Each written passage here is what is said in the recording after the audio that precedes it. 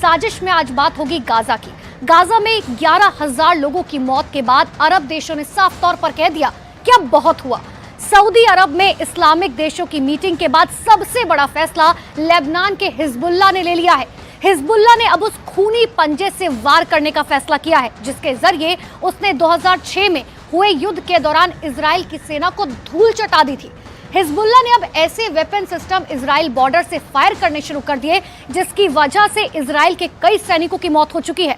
इतना ही नहीं, हिजबुल्लाह के धमाकों को देखकर इजराइल अब बहुत बड़ा हमला करने की तैयारी करने पर मजबूर हो गया है।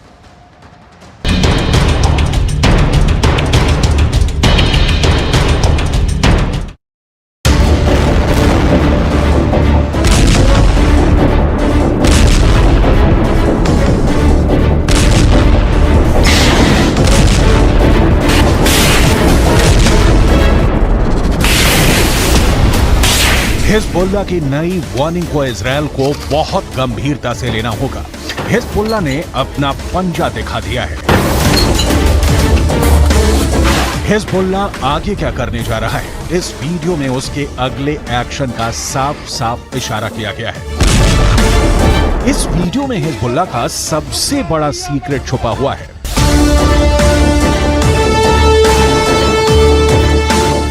इसे ही हिजबुल्लाह का खूनी पंजा कहा जा रहा है। इस वीडियो में लेबनान के मिलिशिया हिजबुल्लाह की सबसे खतरनाक फोर्स एक्शन में दिखाई दे रही है।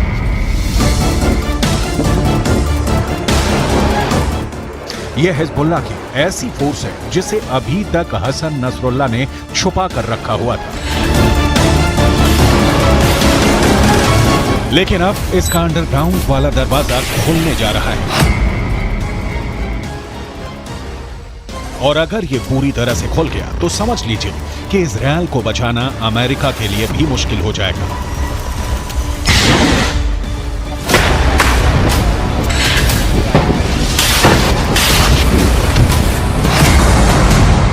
आप इसे हिजबुल्लाह का पंजा कह सकते हैं। इसके टारगेट पर इजरायल है, इसके टारगेट पर अमेरिका है और हर वो ताकत है जो इस वक्त गाजा पर बमबारी में इजरायल का साथ दे रही है। हिजबुल्लाह के महासचिव हसन नसरुल्लाह ने अपने भाषण में ऐसी बात कही है जिससे साफ है कि फिलिस्तीन और इजरायल के बीच चल रहा युद्ध लंबा चलेगा। इसमें 10 गुना और मौतें होंगी। इसमें टारगेट पर अब ऐसे ऐसे ठिकाने होंगे जिसके बारे में सुनकर कोई भी चौंक जाएगा।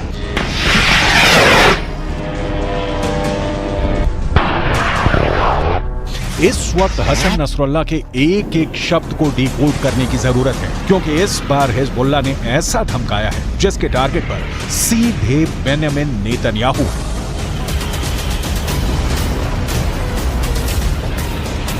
في الأيام القليلة الماضية موجة جديدة من التهديدات من نتنياهو، من جالنت، من جانيتس، من آخرين باتجاه لبنان، وسببه هو ارتفاع مستوى القلق باتجاه ما يجري في هذه الجبهة وارتقائها كما ونوعا وعمقا. طبعا نحن سنستمر في هذا الموقف، في هذا الأداء.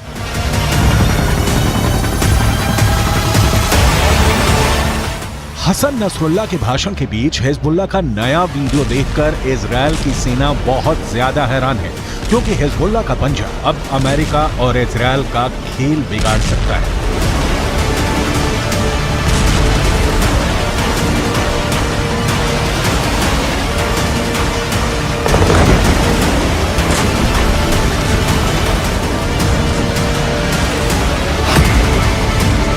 इस पंजे में हिजबुल्लाह की रॉकेट फोर्स है, इसमें हिजबुल्लाह का एंटी टैंक दस्ता भी है, हिजबुल्लाह के पंजे में स्नाइपर वाली गोलियां भी हैं, इसमें हिजबुल्लाह की स्पेशल फोर्स भी है और अब तक इसमें हिजबुल्लाह की सबसे खतरनाक और सटीक बैलिस्टिक मिसाइल भी शामिल हो गई है।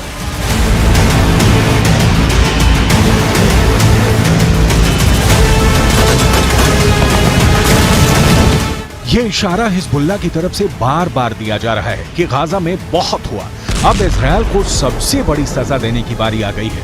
हमास के बाद हिजबुल्लाह इजरायल का सबसे बड़ा दुश्मन माना जाता है और हसन नसरुल्लाह के इस बात ने ये बात 100% साफ कर दी है। المطروح من المقاومة العراقية كما من اليمن كما من لبنان، إذا أردتم أيها الأمريكيون أن تتوقف هذه العمليات في جبهات المساندة، ألا تذهب المنطقة إلى حرب إقليمية، عليكم أن توقفوا العدوان والحرب على غزة. هذه هي المعادلة. ولن يستطيع أحد أن يضغط على حركات المقاومة أن تقف وأن تسكت وأن تصمت وأن تتخلى عن مسؤولياتها على الإطلاق. अब देखिए हिजबुल्लाह की हसन नसरुल्लाह की कौन सी ताकत।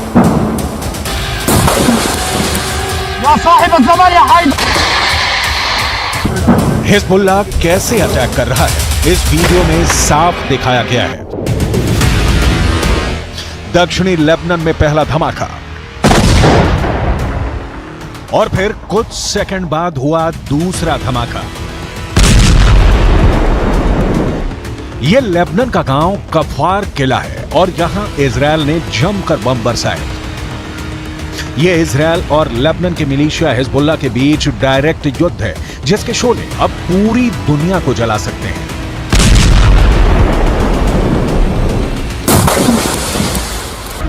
इजरायल और हिजबुल्लाह लड़ाई में हमले दोनों तरफ से हो रहे हैं, रॉकेट दोनों तरफ से दागे जा रहे हैं, तोपखाने दोनों तरफ खुले हुए हैं। लेकिन जब हिजबुल्लाह के ठिकानों पर इजरायल का बम गिरता है तो धमाका बड़ा होता है।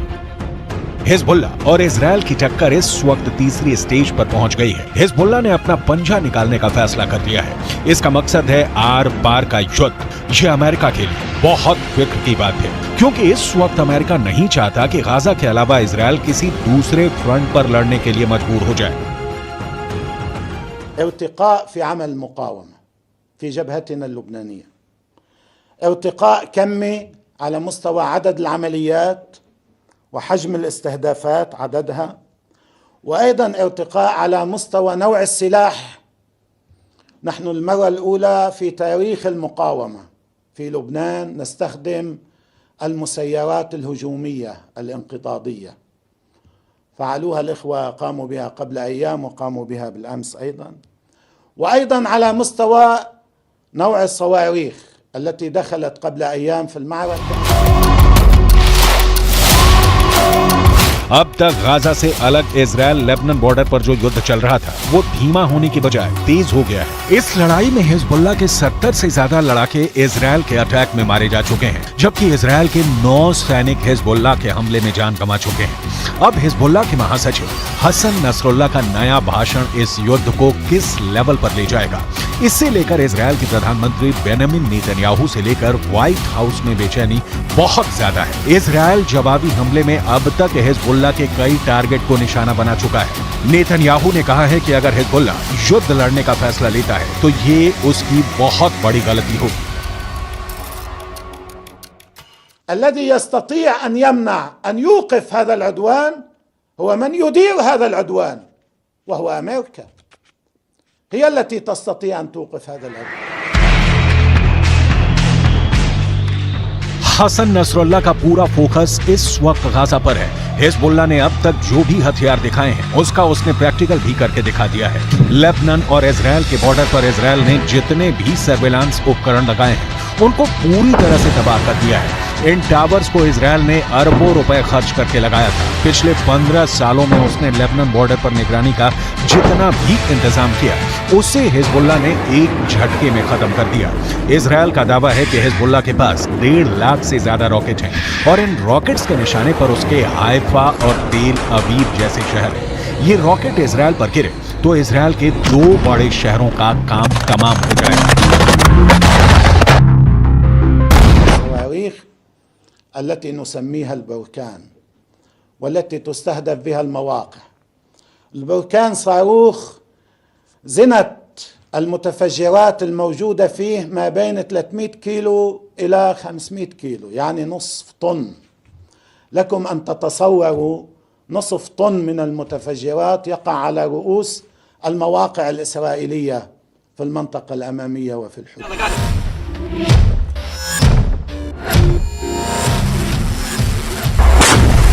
लेबनान बॉर्डर पर चल रही लड़ाई से अलग अगर गाजा पट्टी को देखा जाए तो इस वक्त इजरायल की बमबारी में खंडहर बनता जा रहा है।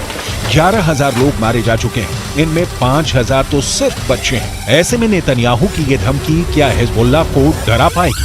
क्योंकि नेतन्याहू ने साफ कर दिया है कि युद्ध करना हिजबुल्लाह की जिंदगी की सबसे बड़ी गलती साबित होगी।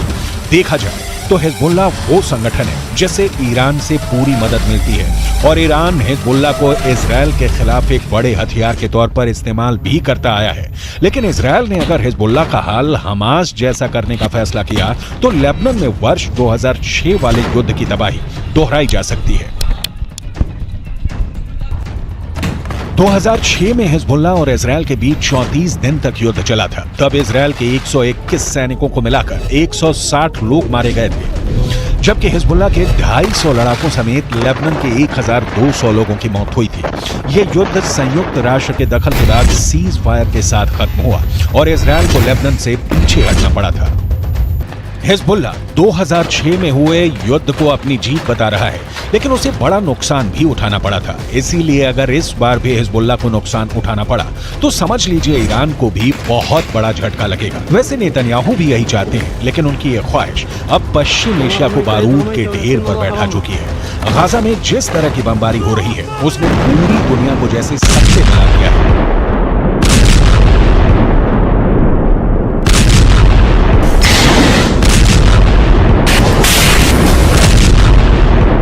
हजारों बच्चों की मौत को लेकर इजराइल इस वक्त कटघरे में है।